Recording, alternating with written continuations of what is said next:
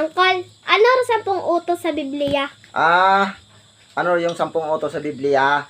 Yung 10 utos sa Biblia ay sinulat yon ng daliri ng Diyos sa 2 tapyas na bato doon sa bundok ng Sinai. Yung bundok ng Sinai na yon ay doon sa Israel yon. Ito, basahin ko ang 10 utos. Ang 10 utos, ito ang unang 10 utos. Huwag kang magkakaroon ng ibang mga Diyos sa harapan ko.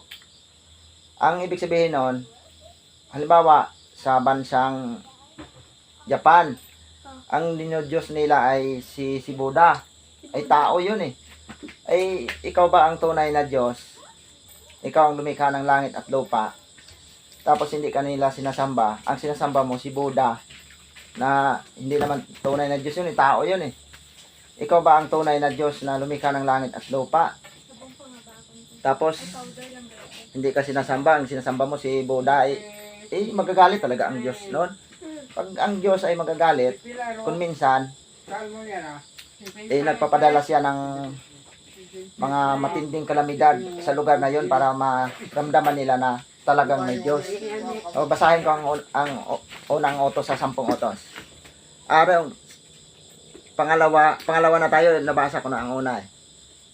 Huwag kang maggagawa para sa iyo ng larawang inanyuan o ng wangis man sa anumang anyong nasa itaas, sa langit o nasa ibaba sa lupa o nang nasa tubig sa ilalim ng lupa. Ito hindi ko na ipaliwanag to eh.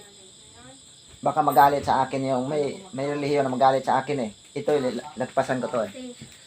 Ang pangatlong utos, huwag mong yuyukuran sila o paglingkuran man sila, sapagkat akong Panginoon mong Diyos ay Diyos na mapanibughoin. Yung gasilos ang Diyos.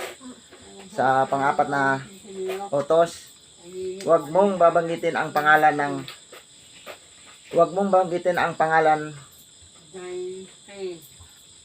ng Panginoon mong Diyos sa walang kabuluhan.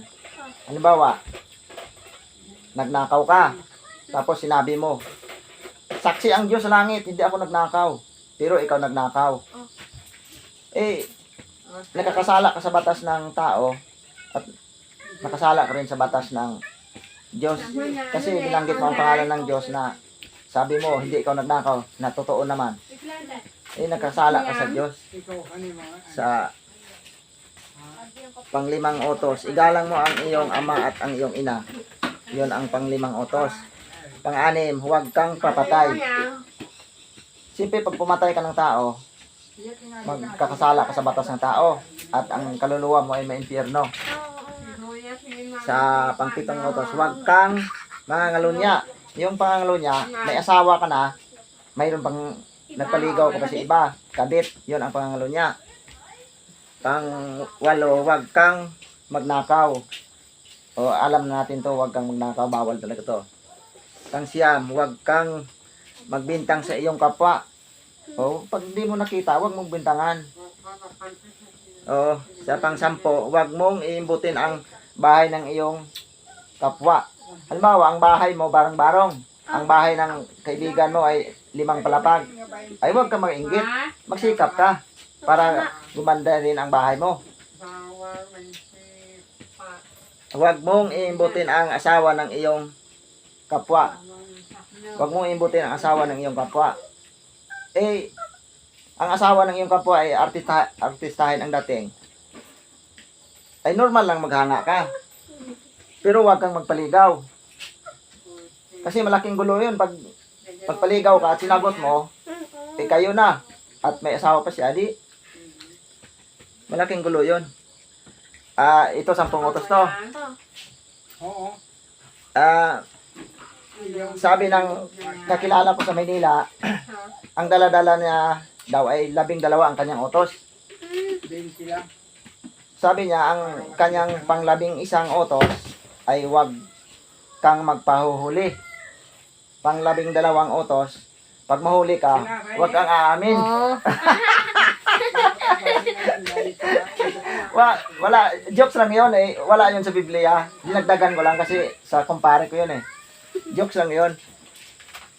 Itong 10 utos na to, sa panahon pa ni Propeta Moises to eh. Sa panahon ni Kristo, dinagdagan na ni Kristo.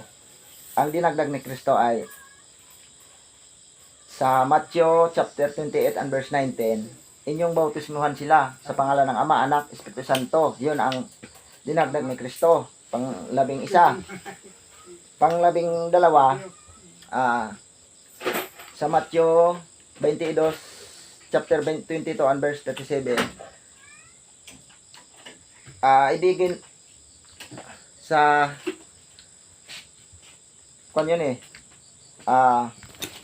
ibigin mo ang Diyos ng buong pag-iisip mo, ng buong kaluluwa mo, at ng buong puso mo. Yun ang pinakadakilang utos. Pangalawa sa pinakadakilang utos ay ibigin mo ang iyong kapwa gaya ng iyong sarili. Di pang-13 na. Pang-13 na ang utos na alam ko. Hindi lang 10 utos dinagdagan na ni Kristo, 13 na. Sa kumpare ko, 12. Ay mas lamang ako sa kanya, sa akin 13 hanggang dito lang tayo. Ito na. Salamat, Tol. Tol.